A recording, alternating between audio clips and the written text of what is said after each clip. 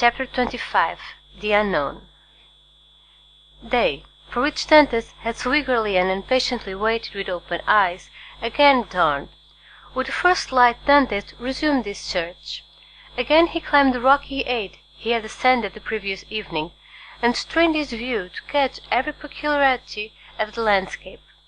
But it wore the same wild, barren aspect when seen by the rays of the morning sun, which it had done when surveyed by the fading glimmer of eve.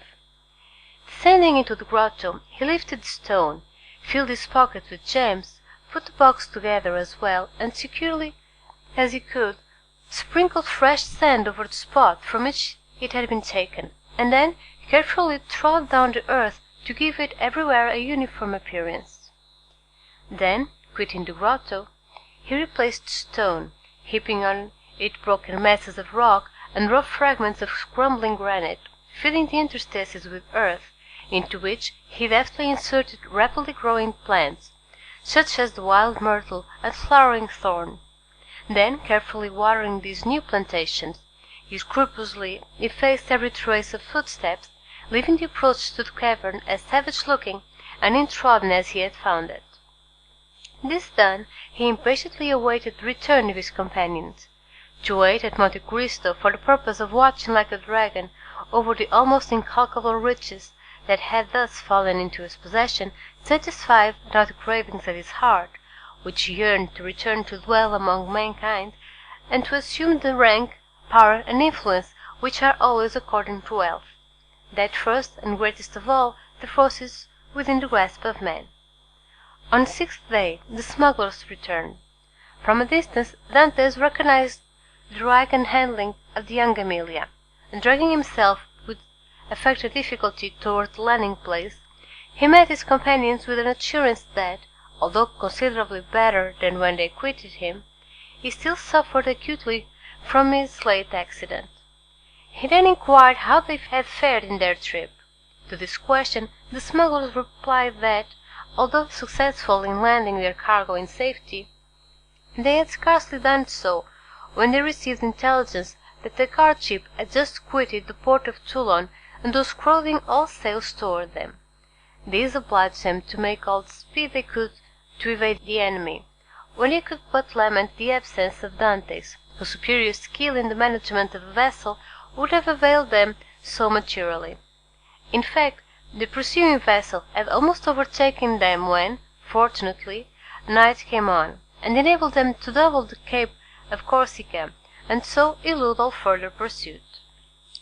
Upon the whole, however, the trip had been sufficiently successful to satisfy all concerned, while the crew, and particularly Jacopo, expressed great regrets that Dantes had not been an equal sharer with themselves in the profits, which amounted to no less a sum than 50 piastres each.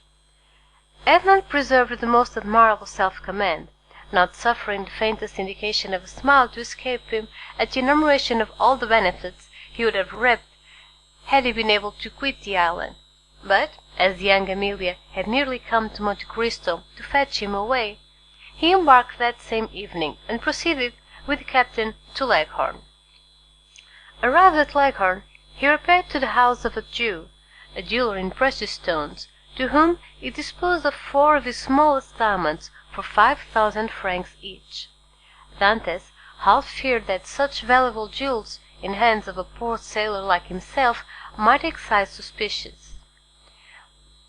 But the cunning purchaser asked no troublesome questions concerning a bargain, by which he gained a round profit of at least 80%.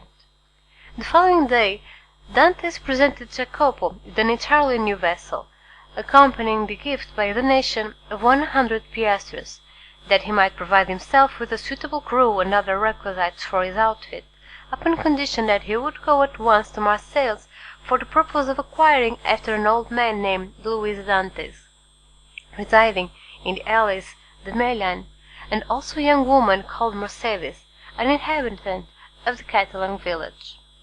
Jacopo could scarcely believe his senses at receiving this magnificent present, which Dantes hastened to account for by saying that he had merely been a sailor from him within a desire to spite his family, who did not allow him as much money as he liked to spend.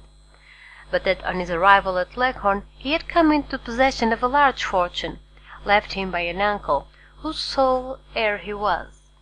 The superior education of Dantes gave an air of such extreme probability to this statement that it never once occurred to Jacopo to doubt its accuracy. The terms for which Edmond had engaged to serve on board the young Amelia having expired, Dantes took leave of the captain, who at first tried all his powers of persuasion to induce him to remain as one of the crew, but having been told the history of the legacy, he ceased to importune him further. The following morning Jacopo set sail for Marseilles, with direction from Dantes to join him at the island of Monte Cristo. Having seen Jacopo fairly out of the harbour, Dantes proceeded to make his final adieu on board the young Amelia, distributing so liberal a gratuity among her crew as to secure him the good wishes of all and expressions of cordial interest in all that concerned him. To the captain he promised to write when he had made up his mind as to his future plans. Then Dantes departed for Genoa. At the moment of his arrival a small yacht was under trial in the bay. This yacht had been built by order of an Englishman who, having heard that the Genoese excelled all other builders along the shores of the Mediterranean in the construction of fast-sailing vessels, was desirous of possessing a specimen of their skill. The price agreed upon between the Englishman and the Genoese builder was 40,000 francs. Dantes, struck with the beauty and capability of the little vessel, applied to its owner to transfer it to him, offering 60,000 pounds, upon condition that he should be allowed to take immediate possession. The proposal was too advantageous to be refused, the more so as the person for whom the yacht was intended had gone upon a tour through Switzerland, and was not expected back in less than 3 weeks or a month, by which time the builder reckoned upon being able to complete another. A bargain was therefore struck. Dantes led the owner to the yacht to the dwelling of a Jew, retired with the latter for a few minutes to a small back parlour, and upon their return the Jew counted out the shipbuilder the sum of 60,000 francs in bright gold pieces. The delighted builder then offered their services in providing a suitable crew for the little vessel, but this Dantes declined with many thanks, saying he was accustomed to cruise about quite alone, and his principal pleasure consisted in managing his yacht himself. And the only thing the builder could oblige him in would be to contrive a sort of secret closet in the cabin at his bed's head, the closet to contain 3 divisions, so constructed as to be concealed from all but himself. The builder cheerfully undertook the commission, and promised to have these secret places completed by the next day, Dantes furnishing the dimensions and plan in accordance with which they were to be constructed. The following day Dantes sailed with his yacht from Genoa, under the inspection of an immense crowd drawn together by curiosity to see the rich Spanish nobleman who preferred managing his own yacht. But their wonder was soon changed to admiration at seeing the perfect skill with which Dantes handled her helm. The boat, indeed, seemed to be animated with almost human intelligence, so promptly did it obey the slightest touch. And Dantes required but a short trial of his beautiful craft to acknowledge that the Genoese had not without reason attained her high reputation in the art of shipbuilding. Spectators followed the little vessel with their eyes as long as it remained visible. They then returned their conjectures upon her probable destination. Some insisted she was making for Corsica, others the island of Elba. Bets were offered to any amount that she was bound for Spain, while Africa was possibility reported by many persons as her intended course, but no one thought of Monte Cristo. Yet thither it was that Dantes guided his vessel, and at Monte Cristo he arrived at the close of the 2nd day. His boat had proved herself a first-class sailor, and had come the distance from Genoa in 35 hours. Dantes had carefully noted the general appearance of the shore, and, instead of landing at the usual place, he dropped anchor in the little creek. The island was utterly deserted, and bore no evidence of having been visited since he went away. His treasure was just as he had left it. Early on the following morning he commenced the removal of his riches, and ere nightfall the whole of his immense wealth was safely deposited in the compartments of the secret locker. A week passed by. Dantès employed it in manoeuvring his yacht round the island, studying it as a skilful horseman would the animal he destined for some important service, till at the end of that time he had perfectly conversant with its good and bad qualities. The former Dantès proposed to augment, the later to remedy. Upon the 80th day he discerned a small vessel under full sail approaching Monte Cristo. As it drew near, he recognized it as the boat he had given to Jacopo. He immediately signalled it. His signal was returned, and in 2 hours afterwards the newcomer lay at anchor beside the yacht. A mournful answer awaited each of Edmond's eager inquiries as to the information Jacopo had obtained. Old Dantès was dead, and Mercédès had disappeared. Dantès listened to these melancholy tidings with outward calmness, but, leaping lightly ashore, he signified his desire to be quite alone. In a couple of hours he returned. 2 of the men from Jacopo's boat came on board the yacht to assist him in navigating it, and he gave orders that she should be steered direct to Marseilles. For his father's death he was in some manner prepared, but he knew not how to account for the mysterious disappearance of Mercédès. Without divulging his secret, Dantès could not give sufficiently clear instructions to an agent. There were, besides, other particulars he was desirous of ascertaining, and those were of a nature he alone could investigate in a manner satisfactory to him. His looking-glass had assured him, during his stay at Leghorn, that he ran no risk of recognition. Moreover, he had now the means of adopting any disguise he thought proper. One fine morning, then, his yacht, followed by the little fishing boat, boldly entered the port of Marseilles, and anchored exactly opposite the spot from whence, on the never-to-be-forgotten night of his departure at Château d'If, he had been put on board the boat destined to convey him thither.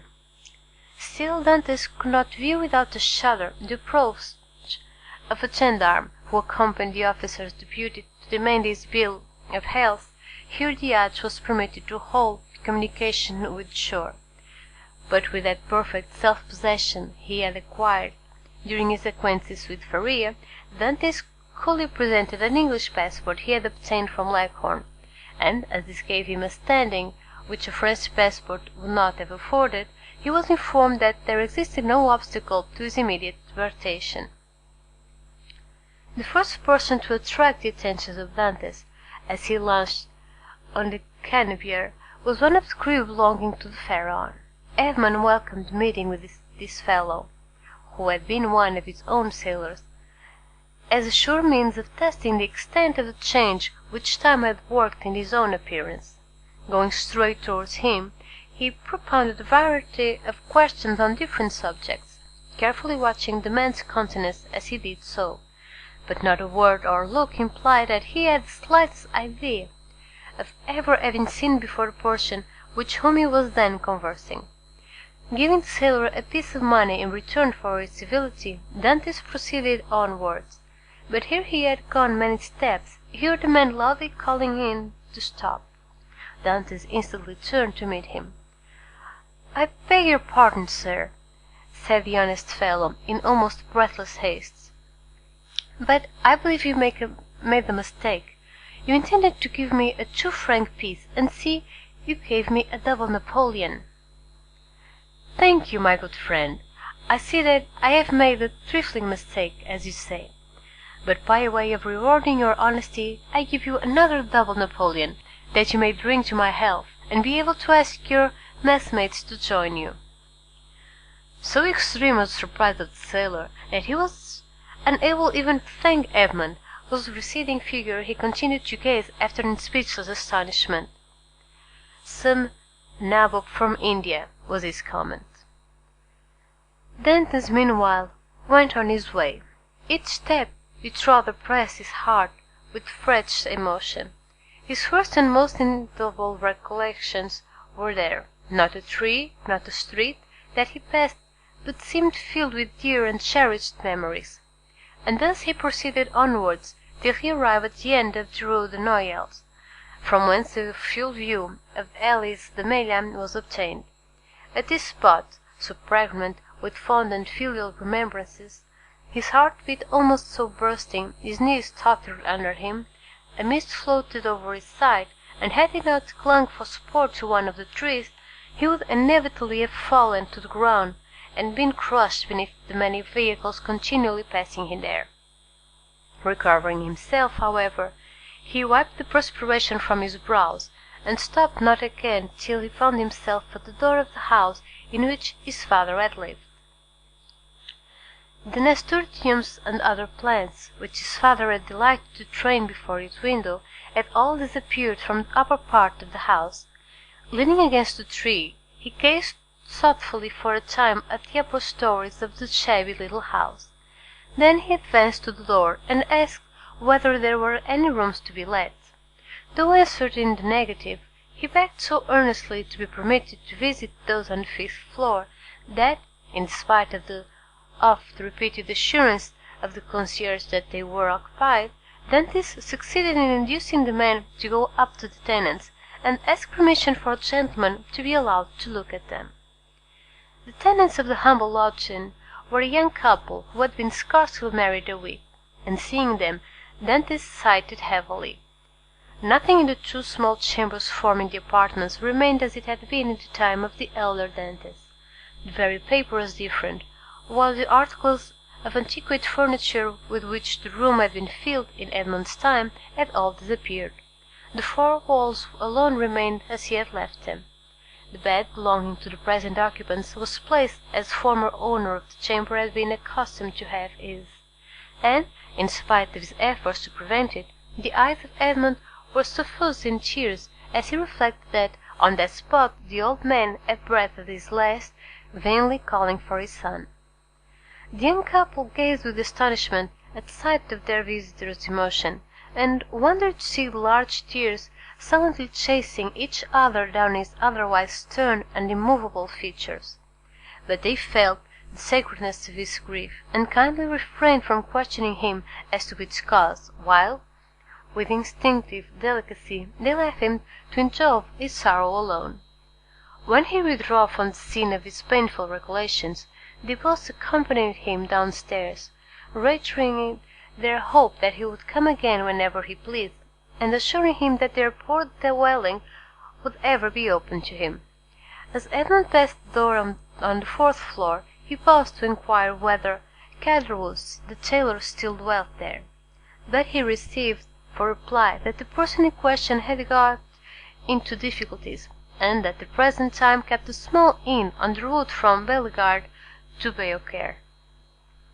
Having obtained the address of the person to whom the house in Alice de Meilhan belonged, Dantes next proceeded thither, and, under the name of Lord Wilmore, the name and title inscribed on his passport, purchased the small dwelling for the sum of 25,000 francs, at least 10,000 more than it was worth. But had its owner asked 500,000, it would unhesitatingly have been given.